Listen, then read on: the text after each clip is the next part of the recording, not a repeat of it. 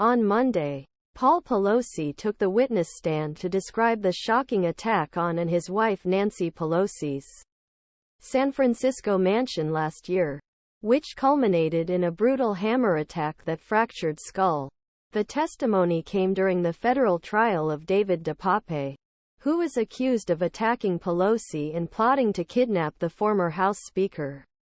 In his testimony, Paul Pelosi described the moment he woke up on October 28, 2022, and saw an intruder in his bedroom. Question: what woke you up? The door opened and a very large man walked in, holding a hammer in one hand and some zipperties in the other. Q: were you lying on the floor when you first saw the defendant? Yes, and I sleep. He woke me up when he walked in the door. Question: how far was it from you? He was standing in the doorway, 3 to 4 feet away. It was a tremendous shock. Looking at him, looking at the hammer and the ties, realized I was in serious danger, so tried to stay as calm as possible. Paul Pelosi testifies at the federal trial of David Depape under questioning by prosecutor Laura Vartain-Horn. November 13, 2023. Draft by Vicki Behringer Pelosi said Depape asked several times, "Where's Nancy?" And he told her he was in Washington, D.C. and she said she would have to wait for him. He said she was the leader of the group, that he had to take her out, that he would wait for her. Pelosi said. She also stated that the couple's home in Pacific Heights also had an alarm system as well as security cameras. But on night of attack, Pelosi said did not set alarm because she only set it when left house.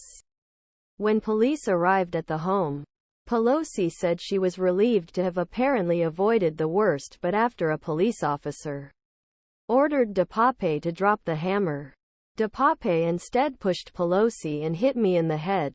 Pelosi later said she remembered waking up in a pool of blood. Pelosi's daughter, Christine Pelosi, sat in back of the courtroom, watching and listening intently as her father described violent attack. Depape pleaded not guilty to attempting to kidnap a federal official and assaulting an immediate family member of a federal official in retaliation for the performance of his duties. The attack, which took place just days before that year's midterm elections, left Pelosi with serious injuries to her right arm and hands. In addition to a skull fracture, he underwent surgery after the attack, and Pelosi testified Monday that he was nearing a full recovery and trying to turn over a new leaf.